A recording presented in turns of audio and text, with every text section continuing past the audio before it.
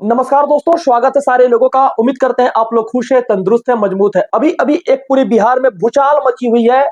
82 अंक जिसका भी सीटेट में है, लगभग 32 प्रखंड, 32 जिला ऐसा है जो लेने से इनकार कर दिया। 32 जिला ऐसा है जो 82 नंबर वाले लोगों को नहीं ले रहा है, और 6 जिला ऐसा है जो 82 नंबर वाले लोगों को ले रहा है। आखिर पूरी मामला क्या है, इस मामला को समझते हैं और एक एक प्रूफ के साथ मैं उतरा हूं। वो सारी कागज जो 2013 से लेकर 2023 तक जारी हुई 82 अंक के लिए, वो सारी डाटा को मैं देने वाला हूं सारे लोगों को। और आज बीते दिन जितना सारा 82 अंक वाले बच्चे परेशान हैं, उनकी क्या समस्या है, कैसे उनका निदान होगा, इसके ऊपर चर्चा करते हैं। और टीआरई 4 वाले बच्चे भी इस वीडियो को टकटकी लगाकर देख रहे हैं कि उनकी कब तक मांग पूरी होगी और टीआरई 4 कब तक आएगा। और एसटीईटी वाले बच्चे भी अपनी टकटकी नजर लगाकर देख रहे हैं, और भी जो लोग की मांग है उन सारे लोग देख रहे हैं। इस वीडियो के माध्यम से कोशिश ये रहेगी सारी समस्या दूर कर दे। सबसे पहले प्रूफ के तौर पे मैं जिस डाटा को बनाया हूं उस डाटा से आते हैं और उसके ऊपर चर्चा करते हैं कि 82 अंक वाला सबसे पहले क्या है। आज मैं पहली बार इस पेज को लेकर बैठा हूं और इस पेज के माध्यम से जो भी डाटा मैं कलेक्ट किया उन सारे चीजों को मैं प्रूफ दे देता हूं आपके स्क्रीन के ऊपर। सबसे पहले दिनांक 11 मई 2023 को यह लेटर निकलता है। इस लेटर के माध्यम से माना जाता है कि 38 जिला में 82 मार्क्स पे बहाली किया जाए।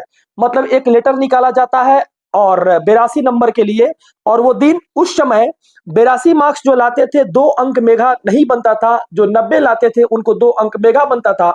और आपको यह लेटर दिख रहा होगा स्क्रीन के ऊपर, और जो लोग 90 नंबर लाते थे उनको 2 अंक मेघा एक्स्ट्रा दिया जाता था। लेकिन इसमें एक समस्या और है कि आखिर अब क्यों नहीं लिया जा रहा है, उसके ऊपर भी जाएंगे। लेकिन इस स्टोरी को, छोटी सी एक स्टोरी है, इसकी स्टोरी को समझिए कि आखिर क्या हुआ कि 82 नंबर वाले लोगों को सरकार नहीं ले रही है, 32 जिला क्यों बैन कर दिया और 6 जिला क्यों ले रहा है, इसके ऊपर आते हैं। तो उसके बाद आता है कि समय दर समय बीतता चला गया, बीपीएससी टीआरई का एग्जाम हुआ और बड़ा चेंजेज आया।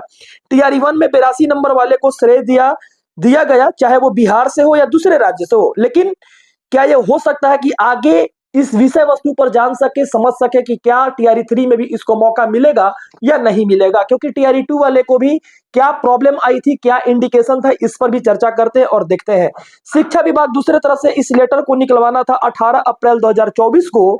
इस लेटर के माध्यम से कहा गया, चलिए इस लेटर को समझते हैं। 18 अप्रैल 2024 को कौन सा लेटर निकला था, इस लेटर को स्क्रीन पर देखते हैं। पटना हाईकोर्ट में एक केस किया गया, धीरज कुमार बनाम स्टेट ऑफ बिहार। तो धीरज कुमार जी ने एक केस किया, 82 नंबर वाले को जो लोग नहीं ले रहे थे उन पे ऊपर एक केस हुआ।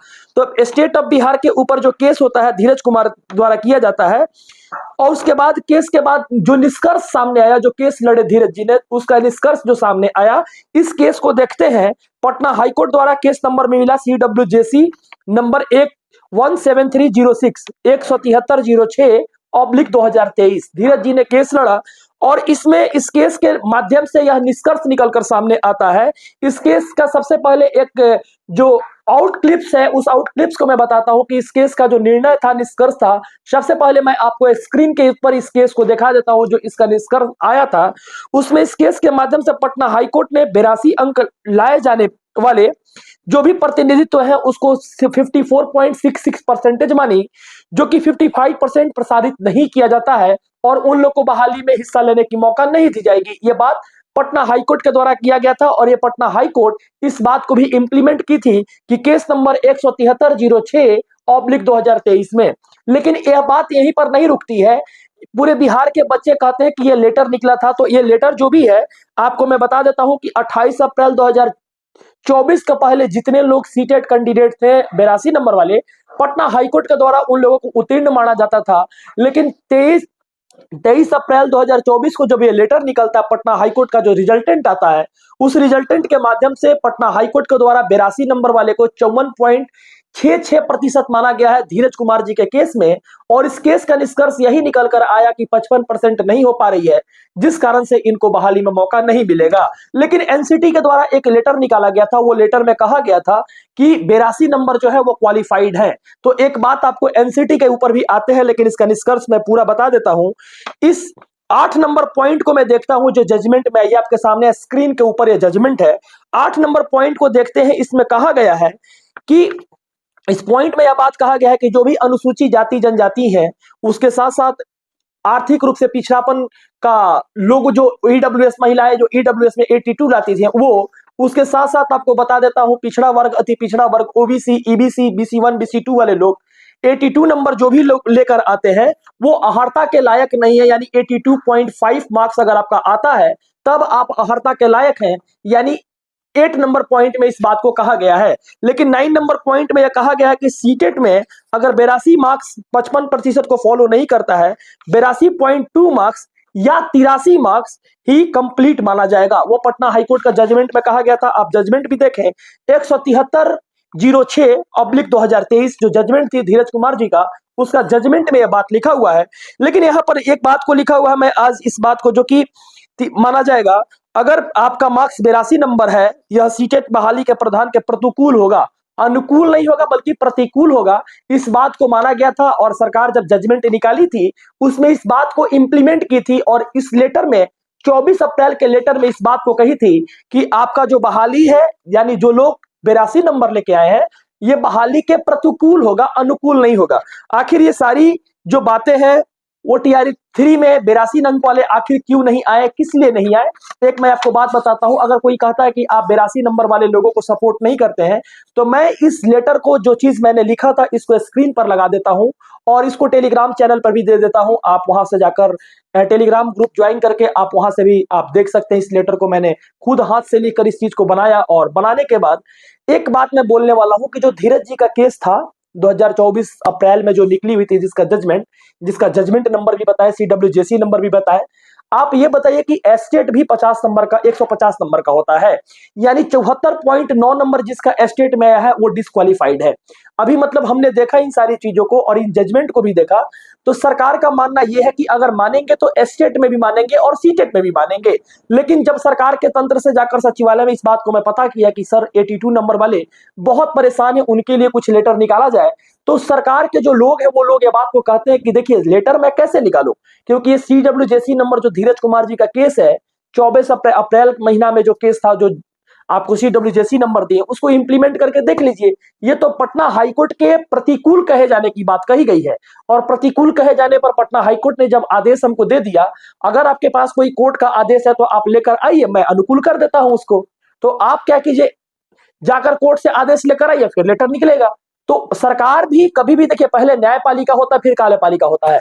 ऐसे सरकार को पहले इसलिए वो सपोर्ट कर देती थी 82 नंबर को, क्योंकि उस समय नियोजन चलता था। 82 नंबर वाले को कोई ग्रेस नहीं दिया जाता था, 90 नंबर वाले को 2 मार्क्स का ग्रेस दिया जाता था। जो परसेंटेज बनता था नियोजन में उनको 2 मार्क्स दिया जाता था, जो 100 नंबर लाते थे उनको 4 मार्क्स दिया जाता था। लेकिन 105 नंबर लाने वाले को 6 अंक भी दिया गया है, ये बात में कोई दो राय नहीं है। आपने छठे चरण की बहाली देखी थी और 2005 से लेकर 2020 तक, जो 23 तक 22 तक जो बहाली हुआ था, उस बहाली में उस सारी प्रक्रिया को देखी गई थी। लेकिन पटना हाईकोर्ट का जब फैसला आया, धीरज जी का केस का जब फैसला आया, तो इसको 82 नंबर में इसको प्रतिकूल बताया गया।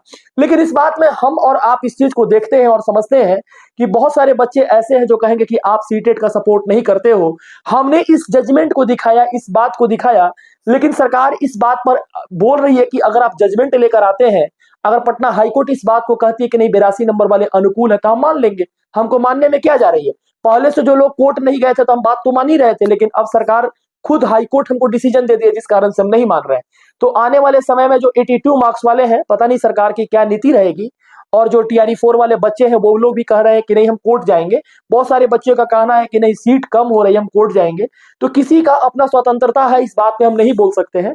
लेकिन हमारी बोलना यही थी कि जो बच्चे बार बार अलग अलग यूट्यूब चैनल पे आप लोग देख रहे होंगे कि अलग अलग टीचर्स के द्वारा इंटरव्यू दिया जा रहा है, शायद इस केस के बारे में उनको जानकारी नहीं होगा। अगर इस वीडियो के माध्यम से अगर केस के बारे में जानकारी होता है तो माननीय महोदय से कहेंगे, हाथ जोड़कर नम्र निवेदन करेंगे कि एक बार आप जजमेंट को एक्सप्लेन कीजिए और बच्चे को इस बात का प्रेरित कीजिए कि क्या इसका निष्कर्ष निकल पाएगा। या कोई भी यूट्यूबर चैनल हो या कोई भी अपना यूट्यूब के माध्यम से इस बात को बता रहा है, तो इसमें जरूर इंप्लीमेंटेशन करे और देखे और बच्चे को जो जेन्युइन चीज है उसको बता सके।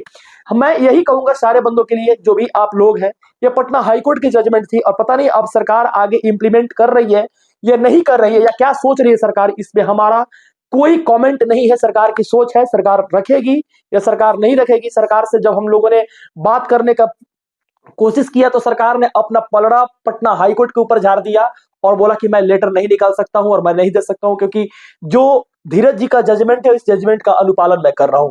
शायद बहुत सारे डीओ ऐसे हैं जिनको पता नहीं है, शायद 6 जिला ऐसा है जिसको इस जजमेंट के बारे में पता नहीं है, शायद उनको पता चल जाएगा तो उनका डीवी फिर से वो कर देंगे। जो 82 नंबर वाले हैं उनके लिए स्पेशल, लेकिन जिनकी हो गई है document verification by luck, God का एक बहुत बड़ा अपरंपार कृपा है आपके ऊपर कि आपकी हो गई है, लेकिन पटना हाईकोर्ट आपको एक तरह से प्रतिकूल माना है। लेकिन अभी हम इस बात को कुछ नहीं खंडित नहीं कर सकते हैं, ना इसको इग्नोर कर सकते हैं, लेकिन जो जजमेंट है सो जजमेंट है, इस पे हमारा भी बोलना कुछ अनुकूलन नहीं होगा, क्योंकि संविधान एक नीति से चलती है, उस नीति का जो स्वरूप निकल कर सामने आया, जैसे 1 से लेकर 8 तक सारे बच्चों को देखा गया कि उसको प्रतिकूल माना। प्रतिकूल माना इसलिए माना क्योंकि 9, 10, 11, 12 में जो एस्टेट है वो 74.5 के ऊपर से अगर हो जाता है, 6 नहीं 6-7 भी जाता है, तो उसको डिसक्वालीफाई किया गया है, उसको क्वालिफाइड नहीं किया गया है। जो आप देखे होंगे कि 2023 में एसटीईटी हुई थी फेज 1 फेज 2 की, फेज 1 की जो एसटीईटी हुई थी, तो उस एसटीईटी में टीआरई 2 हुआ, उसके बाद फिर एसटीईटी, उसके बाद हुआ टीआरई 3 के पहले, तो आपने सब कुछ देखा होगा कि उसमें क्वालिफाइड नहीं माना गया था, पूर्ण रूपेण नंबर दिया गया था। शायद यही कारण है कि वो लोग नहीं मान रहे हैं। कुछ लोगों का कहना है कि एनसीटी तो क्वालिफाइड मान रही है। एक बात मैं बता देता हूं कि हर चीज का रीति रिवाज अलग अलग है। दिल्ली सरकार इसको क्या मानेगी, केंद्र सरकार आपको क्या मानेगी, मतलब ये नहीं होता है। मतलब ये होता है कि पटना का हाईकोर्ट आपको क्या मान रही है। मान लीजिए कि क्या आपको पटना का हाईकोर्ट मान रहा है, उसको इंप्लीमेंट करना होगा। बहुत लोगों का क्वेश्चन ये भी होगा कि सत्यम जी एक बात बताइए, तो पहले क्यों मानती थी सरकार? तो पहले जो थी वो नियोजन प्रक्रिया थी। पहले तो बीएड भी सीटेट भी लोग नहीं थे। 2011 में लोग एस्टेट दिया था कि नहीं दिया था, बीएड भी नहीं था, तो सरकार मानती थी। सरकार के एल्गोरिदम में इस बात को था, लेकिन सरकार का उंगली कौन काटा? धीरज कुमार जी गए, जाकर वहां केस लेकर गए, वहां पर जाकर अपना इंप्लीमेंटेशन कराया, सोचे कि सरकार मान जाएगी, लेकिन सरकार नहीं मानी वहां पे। और पूर्ण रूपेण इस बात को आप देखे होंगे कि वीडियो को शुरू में ही बता दिए थे, लिख दिए थे, इन सारी चीजों को बता दिया, लिख दिया, दे दिया। अब शायद आपको ये वीडियो अच्छी लगी होगी। अगर वीडियो अच्छी लगी है तो 82 नंबर वाले भाई के पास जरूर पहुंचाए इस वीडियो को। और भाई एक बात बताता हूं, मेरा कोई आपसे गिला शिकवा नहीं है, जो जजमेंट थी उसको मैंने एक्सप्लेन करके बताया, और सारे भाइयों को मैं दिल से नमस्कार करूंगा, आपके लिए खड़ा हूं। और इसके खिलाफ आप पटना हाईकोर्ट से ही आपको गुहार लगानी पड़ेगी, और वहां से ही आपको जीत कर आना पड़ेगा, क्योंकि जजमेंट यही था, और जजमेंट के थ्रू आप जजमेंट से ही जीत पाइएगा। और जजमेंट के थ्रू जजमेंट से जीतने के लिए आप प्रयास कीजिए। आप हमसे ज्यादा समझदार हैं, बुद्धिमान हैं, आप ज्यादा अकलमंद हैं, क्योंकि आपने सीटेट एस्टेट क्लियर किया है, डीएड बीएलएड किया है, इतनी सारी आपके पास डिग्रियां हैं, मेहनत किया आपने, तो आप अपनी बीपीएससी क्लियर किया है, तो अपनी नौकरी के लिए आप खुद जिम्मेवार है कि कैसे आपको करना है आगे। बाकी आप समझदार हैं। जिन लोगों को ये लेटर चाहिए, तीनों मैं टेलीग्राम ग्रुप में डाल दिया हूं, वहां से जाकर आप लोग ले सकते हैं। डिस्क्रिप्शन बॉक्स में लिंक दे देता हूं, और कमेंट बॉक्स के हेड में भी लिंक दे देता हूं। आप जल्द वहां से ज्वाइन करके आप इस चीज को देख सकते हैं। बहुत बहुत शुक्रिया। अगर वीडियो अच्छी लगी है तो एक लाइक जरूर करें, और अपनी कमेंट बॉक्स के माध्यम से अपनी बात को जरूर रखें कि आगे इस पर क्या इंप्लीमेंटेशन हो सकता है। धन्यवाद।